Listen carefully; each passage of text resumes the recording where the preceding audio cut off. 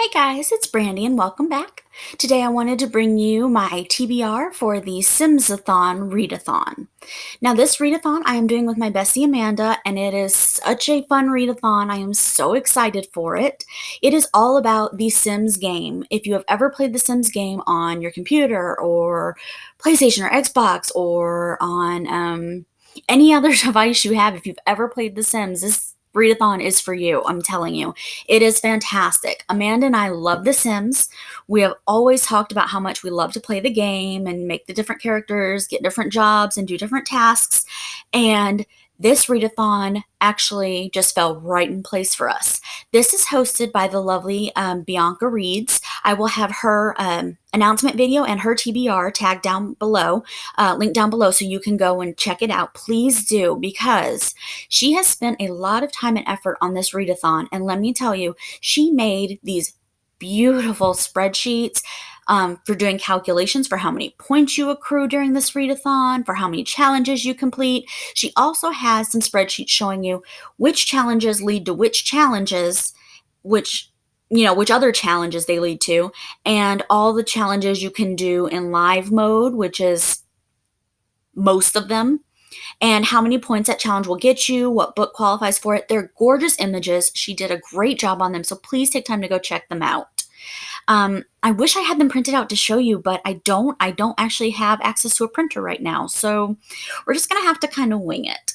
Now, if you know anything about The Sims, you know that you start out either creating a sim or creating a family. You can do an individual or a whole family, and you do a couple more tasks, and then you can play the actual game.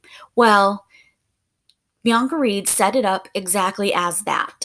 You do the first 2 to 3 challenges on the list, and then you're open up to do any of the other challenges that fall down below in live mode. This is all about accruing points. Each challenge has a point. Say you create a sim, that's 5 points. Say you do another challenge later on, like take a bubble bath, that's 2 points, I believe. And then you can go ahead and, let me double check. Yes, it's 2 points. You go ahead and you add up your points and see, she has a calculation page, and see how many points you get, and you just try to accrue as many points as possible throughout the readathon. There's no minimum. The maximum is only, however much you can possibly read, because you can change careers and keep going and keep doing challenges over and over again. So there is no minimum, no maximum. You just try to get all the points that you personally can get. Let's see. I told you about the Sims map. I told you about accumulating the points. And this lasts for all of June. I know I'm really late doing this intro, but I wanted to bring it to you before it got to the end of it. And then I just talked about what I did read. I want to talk to you about what I'm hoping to read, and then I'll do a wrap up at the end. I just really wanted to show you the books that I've been switching in and out for different places, where I fall with my TBR and what I am reading for the month of June. So let's go ahead and jump in with the first challenge, which is to create a sim. Now, to create a sim, you get 5 points and you read the first book in a series. The book I chose was from the Sweep series by Kate Tiernan, and it is called Book of Shadows. It's in this bind-up. This bind-up is a lot bigger. It includes 3 of the stories, but I read Book of Shadows from this. And as we are a little bit into June, I'm just going to tell you some of what I did read, and we'll get into what I'm hoping to read. I haven't finished a whole lot yet, so don't get too excited. But I read this for the first challenge, so I got 5 points and read Sweep. The second challenge we have, I am doing buy a house. Now, you can buy a house or renovate a house. I chose to buy a house, and that is to read a contemporary. For that, I went to my Kindle, and I chose to read Beartown by Frederick Bachman. That is it's a contemporary. It's set in our world, and it's just a great story. So I went to my Kindle and found that. And to complete that is 3 points. And then after that, the next challenge I chose to do is to renovate. Renovating the house is 2 points, and that is to read a retelling. Again, I went to my Kindle and read Dorothy Must Die by Danielle Page. And that is the first in the Dorothy Must Die series. I believe there are 4 books total and some mini stories from it as well, some novellas. But I read that, and After those 3 challenges, you can go into live mode, which is to choose any of the other challenges you want to accrue however many points you would like to get, or challenges you'd like to complete, books you'd like to read for this readathon. So let's go into the first challenge I chose, which was to get a job. And for a job, I chose to be a spy, because that had 5 points, and I thought, well, the more points I can accrue, the better. So that was to read a mystery book. And I am currently reading Janet Ivanovich's 12 Sharp. This is the Stephanie Plum series, the 12th book, obviously, in it. And I'll be reading this for that challenge. So far, I'm loving it. It's a Janet Ivanovich. It's hilarious, and I love the Stephanie Plum series. So I don't think I'm going to have any problem finishing this, and I'm almost done with it as we speak. So let's get on to the next challenge. Next challenge was to fall in love for 3 points, and that is to read a book with a romance element. So I'm going to go with The Kiss Quotient by Helen Huang. This book has been all over YouTube if you've been following. I have heard it is fantastic. I have heard it has some steamy scenes in it. It's just a great romance. So I'm going to attempt to read this one for that challenge and get 3 points. The next challenge is to get married, which is also another 5 points. This is to read a book with an established couple. I'm going to choose one of my Book of the Month books and go with For Better and Worse by Margot Hunt. Margot Hunt. Or Margot? I don't know. I'm just mispronouncing names over here. Just ignore me. I'm going to read this for this challenge and get 5 more points because it is about an already established couple talking about how they would commit the perfect murder. The next book I have is for the category of Have a Baby, 5 points as well, and that is to read a book with a child in it. And for this, I'm reading the group book for the Beauty and the Books group pick for June, and that is by Josh Malerman, and it is Bird Box. We're going to be talking about this in just 2 weeks on Amanda's channel. It is Friday night at 9 Eastern Standard Time. So if you get a chance, you want to come by and talk about the book or makeup, or we talk about pretty much everything there. Just feel free to drop by and say hi. But we'll be reading this both for that. I'll be reading this for that challenge and for our live show. This is what the movie was. The Netflix movie was recently based on. And I have not seen the movie yet or read the book, so I'm really excited to see what this is all about. Now, the next challenge I have is to make a friend.